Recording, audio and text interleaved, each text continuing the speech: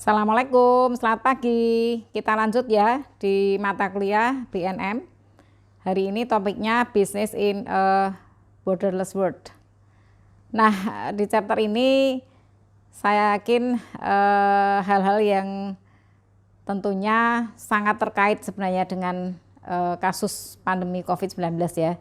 Sehingga mungkin nanti bisa kita update ya untuk chapter yang tentunya sangat global ya. Jadi istilahnya saja globalisasi, di situ adalah means borderless world. Nah, seperti biasa di buku Anda ada learning objectives ya. Jadi nanti di chapter ini Anda ya, terutama yang S1-nya bukan dari ekonomi, akan banyak belajar mengenai istilah-istilah ya. Misalnya ada mungkin seperti Anda lihat di sini, ada absolute advantage, ada comparative advantage ya, ada bisnis internasional, buying, selling, trading, ya. Juga nanti mungkin ada istilah outsourcing, mungkin udah awam ya, sudah umum ya di telinga Anda. Tapi juga Anda mungkin yang non ekonomi tadi apa sih ekspor atau import, itu juga saya kira sesuatu yang umum ya. Nah, kita lihat di international business. Jadi mengapa suatu pemerintah atau negara itu melakukan yang namanya bisnis internasional ya, atau mungkin perusahaan ya. Jadi misalnya negara Indonesia ya saat itu pernah jual beli dengan barter ya dengan Thailand ya. Kita menjual pesawat terbang dan kita membeli beras ketan ya dari Thailand. Nah, ini karena kita menghitung ya. Jadi karena semua itu sebenarnya rasional. Ya, seperti mengapa Anda go internasional, itu ada alasan-alasannya. Bisa karena pasar di dalam jenuh, bisa karena pasar di luar itu sangat menjanjikan ya. Jadi makanya international business ini juga sesuatu yang bukan emosional tapi ada perhitungan secara rasional. Seperti absolute advantage ya, jelas. Suatu negara atau suatu produk itu bisa lebih bagus diproduksi di negara tertentu. Misalnya seperti minyak ya, minyak itu di Timur Tengah lebih bagus. Itu mereka memegang yang namanya absolute advantage. Nah, yang tadi saya sebutkan contohnya Indonesia barter dengan Thailand, itu namanya comparative advantage. Jadi kita membandingkan ketika kita memproduksi produk kita di dalam negeri dibandingkan dengan kita beli, itu lebih murah dan berkualitas yang mana. Jadi persis seperti keputusan make or buy ya, apakah kita membuat atau kita membeli ya, persis seperti kalau di rumah tangga ya, hanya ada 2 anggota keluarga sementara kepengen yang namanya tongseng atau gulai ya. Nah, masak 2 orang dengan untuk 5 orang atau 6 orang itu jatuhnya lebih murah untuk 5 atau 6 orang. Jadi pertimbangannya kalau hanya untuk 2 orang, why not kita beli saja, praktis ya, tinggal apalagi sekarang ya dengan teknologi yang canggih, Anda punya aplikasi GoFood ya, daripada Anda masak sendiri ya, apalagi dari nyembelih ya, belum tentu nyembelih itu juga, karena itu perlu keahlian ya dalam penyembelihan itu, penyembelihan kambing maksud saya. Nah, ini kembali lagi comparative advantage juga begitu. Jadi kita membandingkan di negara kita ini lebih bagus memproduksi apa, lalu kita barter atau kita membeli produk apa yang diproduksi lebih baik, lebih efisien di negara lain. Ya. Nah, kalau outsourcing ini ya, mungkin Anda paham ya bahwa perusahaan membeli untuk outsource manufacturing to factories in Asia, misalnya due to lower cost. Ya, jadi memang betul Indonesia ini ya, terutama ya banyaknya, apalagi ya mohon maaf ya, ini pandemi COVID-19 ini banyak perusahaan gulung tikar, sebenarnya tidak hanya Indonesia ya, tapi semua negara itu mengalami hal ini, di mana permintaan sebuah produk menurun ya. Dilarangnya masuk ke negara lain itu sudah berdampak pada bisnis pariwisata. Bisnis pariwisata itu turunannya banyak sekali. Hotel dan juga tiket tentunya, sampai dengan catering ya, transportasi itu jelas ya. Kalau dulu ada istilah bis makan bis itu ya terjadi juga itu ya. Artinya ketika untuk operasional bis yang satu itu tidak ada atau kurang, bisa menjual bis yang lain ya. Jadi jadi di mindset Anda itu ya, kita membayangkan kita melakukan yang namanya bisnis internasional, sehingga bisa melalui pintu apa? Bisa melalui pintu ekspor, bisa melalui pintu import ya. Dan tentunya di situ ada neraca perdagangan ya. Kalau di suatu negara, ya apalagi saya yakin dimanapun sekarang mengalami defisit ya, ada defisit perdagangan atau neraca pembayaran. Anda lihat ya, ini kalau ini sih datanya agak lama ya sampai 2017, tapi saya yakin sekarang lebih parah lagi. Di Amerika pun terjadi yang namanya defisit ya. Untuk Indonesia nanti bisa kita update ya melalui apa? Anda mencari di Google ya. Ini juga contohnya gambarnya ini. Ekspor to Cina ya, nggak tahu sekarang mungkin berubah lagi ya. 2020 awal tahun itu pandemi COVID-19 sudah dimulai dari Cina di Wuhan ya, kemudian sampai saat ini ya kita belum apa istilahnya tanda-tanda akan selesai itu ya. Oke, lalu ada yang namanya barriers. Tentu ketika kita berdagang itu ada hambatan-hambatan yang mungkin terjadi ya. Misalnya ada economic barriers di negara yang di mana di situ negara yang industrialized ya, atau less developed country. Saya nggak tahu Indonesia itu mungkin ya developing ya, negara sedang berkembang ya, itu juga mungkin akan ada hambatan-hambatan, misalnya diantaranya termasuk apakah ada fasilitas fisik ya, activities seperti railroad sampai dengan commercial distribution systems. Jadi ini memang betul bahwa fasilitas fisik itu akan apa istilah infrastruktur ya, dulu dikenal ya Jokowi ini gencar dengan pembangunan infrastruktur ya, bapak pembangunan infrastruktur, tetapi ya again saat ini beralih lagi, kembali lagi seperti di awal tadi saya katakan nih, bab ini sangat walaupun mungkin di bab lain itu dipengaruhi sekali lagi oleh yang namanya apa pandemi COVID-19 ini, sehingga ya pembangunan kita alihkan ke ya fokus ke kesehatan, fokus ke bahkan mungkin kita nggak membayangkan dulu siswa itu bisa mendapatkan apa kuota data misalnya, itu berarti sudah pengeluaran yang memang harus dipertimbangkan oleh negara dan beralih ya, bukan lagi infrastruktur. Lalu economic barriers yang lain adalah nilai tukar ya. Nah tentunya ini juga akan mempengaruhi ya biaya dari impor dan ekspor ya. Dan seperti kita ketahui bahwa rupiah itu sangat fluktuatif ya. Dulu tahun 1997 saya di New Zealand 2 tahunan itu, kalau cari rupiah itu biasanya angkanya dimatikan ya, karena ya sekali lagi fluktuatif gitu ya. Nah beda dengan dulu tahun 96 saya haji itu $1 itu masih 2.000 ya. Sebenarnya biaya ONH itu tidak naik, tetapi yang turun adalah nilai rupiah. Ya, sehingga saya sarankan kalau Anda mau invest jangan nabung dengan rupiah, tapi apa emas ya, itu sangat nilainya stabil. Jadi UNH kita yang sampai saat ini naik, nah ini sebenarnya kalau didolarkan itu sebenarnya sama. Nah ini nilai tukar ini pengaruh bagi sebenarnya ketahanan ekonomi kita di Indonesia ya, ketika lain ya dengan Malaysia ya. Kalau kita floating ya istilahnya, floating itu mengikuti, kalau Malaysia itu fix, jadi $1 itu sudah difixkan berapa dalam mata kuliah mata uang dari Malaysia ya, ringgit ya. Oke, nah ada lagi ethical, legal, political barriers ini. Ketika suatu negara keadaan politiknya terjadi chaos ya, nah tentunya itu akan pengaruh juga ya, etika yang kemarin yang juga sudah saya berikan ya untuk topik ini ya, itu juga pengaruh ya. Hukum misalnya pajak ya, di Indonesia ini memang murah ya dibanding dengan negara seperti Belanda. Di Belanda itu pajak penghasilan itu sampai 45%. Nah ini jadi berbeda di antara negara. Artinya begini, ketika Anda mengirim staf ke luar negeri bekerja di sana ya, tentunya di mana bumi dipijak di situ langit dijunjung. Jadi Anda harus mematuhi aturan-aturan hukum di sana. Kalau Anda tidak mengikuti aturan itu, Anda dianggap melanggar.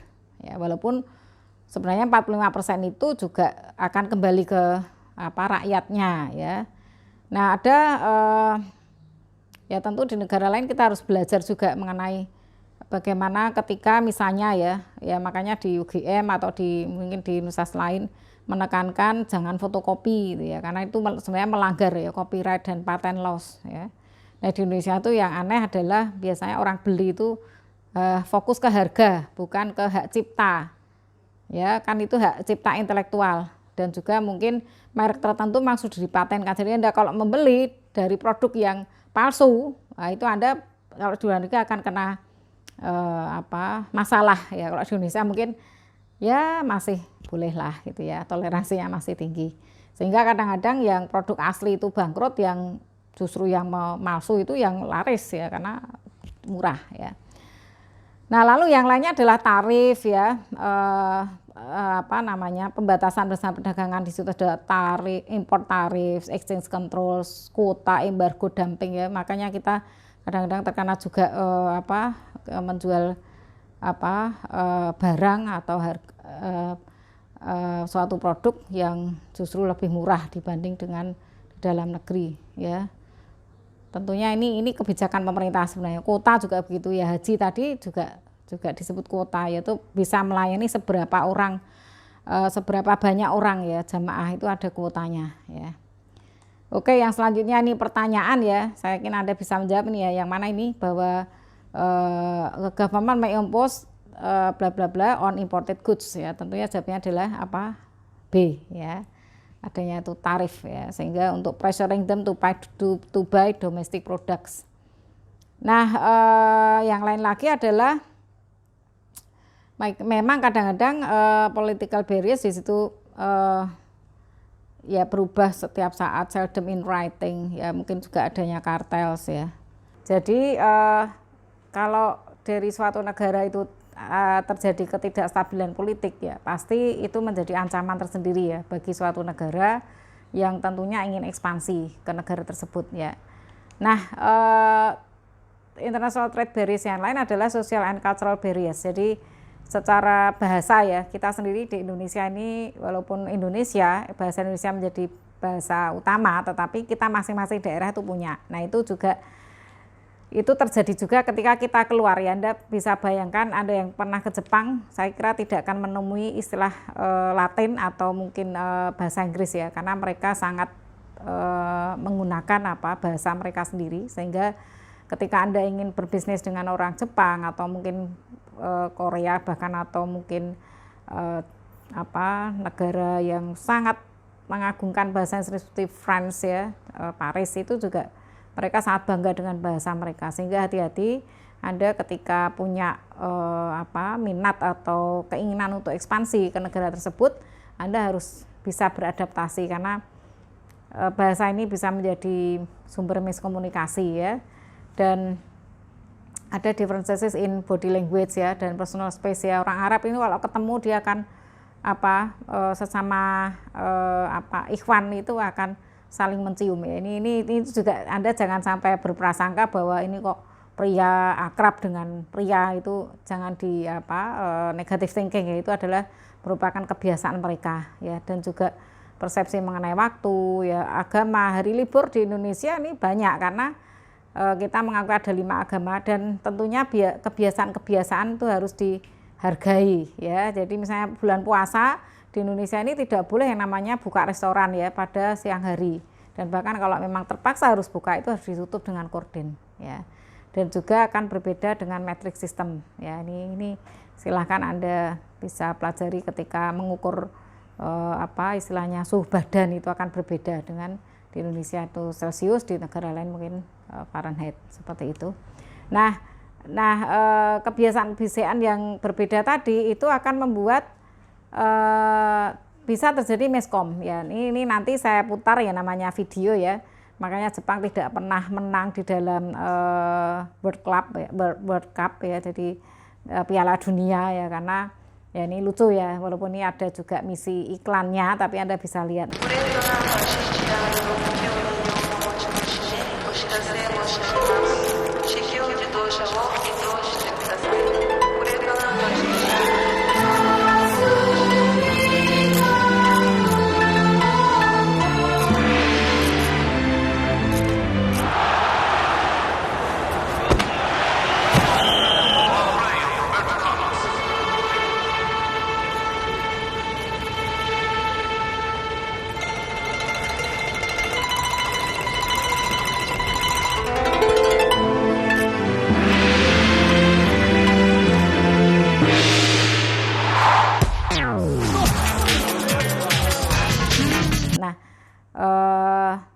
dan non verbal di situ, saya kira dan verbal di sini akan menunjukkan ya bahwa bahasa tubuh ya. Hati-hati misalnya Anda duduk ya, jangan kelihatan sepatunya kalau Anda di Thailand atau Jepang atau di France.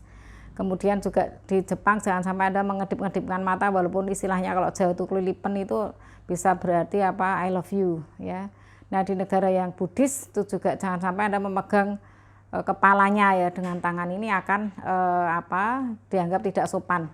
Oke, lalu technological barriers ini juga, jadi saya nggak tahu apakah dalam masa pandemi ini kemudian orang semua di kota di Indonesia dengan pedalaman itu juga bisa dijangkau oleh teknologi atau mungkin komunikasi teknologi yang cukup canggih. Itu ternyata tidak semua kota, sehingga ini bisa menjadi hambatan ketika negara lain ingin masuk ke Indonesia dengan infrastruktur teknologi yang mungkin kita belum siap. Ini sangat terasa sekali saat ini ya, di mana semua sekolah melakukan sekolah daring ya, tetapi ternyata nggak usah bicara mengenai sinyal ya, tetapi televisi saja belum tentu bisa masuk ke situ ya. Jadi ini bisa menjadi hambatan ya dari negara lain masuk ke Indonesia. Nah, tentunya juga akan terjadi yang namanya menciptakan tantangan baru dan kompetisi di situ. Nah, ini juga menarik ya, bahwa ketika kita ingin mengekspor untuk baby formula ya, mungkin bisa dikatakan pertimbangan-pertimbangan untuk bayi itu seperti apa, dari kos, dari tempat, dari lokasi, budaya, dan regulasi pemerintah. Mungkin di negara tertentu memang mensyaratkan untuk misalnya susu bayi misalnya itu nggak boleh diberikan bayi di bawah usia 2 tahun. Nah, ini juga menjadi hambatan nih. Ini Anda diskusikan ya A sampai E ini, nanti mahasiswa silahkan dari sisi kos, tempat, lokasi, budaya, dan regulasi pemerintah. Nah, untuk mengatasi semua tadi hambatan-hambatan, maka beberapa negara sepakat melakukan yang namanya mendirikan atau membuat organisasi. Ada GATT ya toh, kemudian ada WTO, kemudian ada NAFTA ya. Ini untuk mengatasi tadi hambatan ekonomi, hambatan politik, hambatan sosio cultural ya. Ini juga ada pertanyaan ya, silahkan Anda jawab. What is the name of this new trade agreement antara United States, Kanada, Meksiko, NAFTA? Ini ya, jawabnya adalah yang B ya, MDCC, Maira-Dulko-Colas Compromise ya. Kemudian juga ada alliances ya, EU, European Union ya. Ini juga sepakat ya di sebenarnya establishnya 1958. Tetapi yang terjadi Brexit ya, Britania Raya itu sepakat untuk keluar ya tahun 2016 ya. Jadi ada juga enactment of strict antitrust law. Jadi trust itu penggabungan beberapa bisnis tadi, itu menjadi istilahnya ya, ini menjadi perdagangan tidak fair di situ, karena menguatkan ya beberapa company tadi ya. Oke, ada juga APEC ya, ini biasanya untuk negara-negara yang dari ASEAN Pacific Economic Cooperation ya, mungkin termasuk di sini bisa ASEAN ya, bisa Asia Pasifik ya, 21 members di situ, dan 40% adalah world population ya. Nah, ASEAN ini yang dimana Indonesia masuk di situ ya, Society of South Asian Nations ya, Southeast Asian Nations ya, tahun 1967 ya. Ini juga akan melakukan kerjasama ya, termasuk free trade, peace, and collaboration between members ya. Nah, ada juga lembaga-lembaga yang membantu, World Bank, IMF ya. Nah, silahkan ini juga Anda bahas ya. You recently come into a large heritage, decided you want to own restaurant in Milan, Italy ya. Ada beberapa pertimbangannya di situ. Willing to help navigate the unfamiliar terrain ya, decided whether you should buy into a franchise. Jadi franchise ini juga salah satu cara kita melakukan ekspansi tetapi tidak sulit ya. Apakah franchise, apakah local partnership, ataukah franchise because it provides less risk. lalu bisa local partnership. Monggo ya, saya kira mungkin jawabannya most likely A dan apa C ya. Nah, ini beberapa istilah yang sudah saya singgung tadi, ada ekspor, ada trading, ada lisensi. Nah, lisensi itu kan menggunakan nama ya, izin menggunakan nama ya dari si perusahaan itu. Dan kalau untuk salah satu jenis lisensi adalah franchise ya. Nah, ini adalah beberapa negara yang top exporting ya. Dari China paling tinggi ya, tapi saya yakin ini juga sekali lagi tadi di awal sudah saya katakan pandemi COVID-19 ini mengubah semuanya ya, saya kira ini harus diupdate ya. Oke lah, kemudian franchise tadi yang kita sudah singgung di depan tadi, top 10 global franchises ya, ada McDonald's, KFC ya, sampai dengan Subway. Anda boleh ya memilih yang mana dan itu Anda beli ya, mungkin nanti bisa diupdate berapa sih kalau Anda ingin sebagai franchisee pengen yang nomor 4 ya, tetapi juga sekali lagi again ya, di masa pandemi ini ya, bahkan pizza saja dia harus menjual di pinggir jalan dengan paket murah gitu, ada berapa itu minumannya juga ya, ini salah satu cara ya untuk mereka tetap eksis ya. Oke, nah ada juga kontrak manufacturing, outsourcing, jadi ada beberapa cara kita bisa melakukan yang namanya international business ya, dengan kontrak manufacturing ya, memproduksi pada volume tertentu dengan spesifikasi tertentu ya. Outsourcing ya tadi yang less expensive ya. Oke. Seperti ya mungkin kita mendirikan baju bermerek di Afrika misalnya dengan tujuan di sana kita bisa memproduksi dengan harga murah karena tenaga kerjanya murah. Ada juga offshoring ya, relokasi bisnis proses by company atau subsidiary to another country, atau joint ventures kerjasama itu ya, saya mungkin di produksinya, kamu di pemasarannya misalnya begitu ya, jadi saling memberikan manfaat di situ, atau strategic alliances.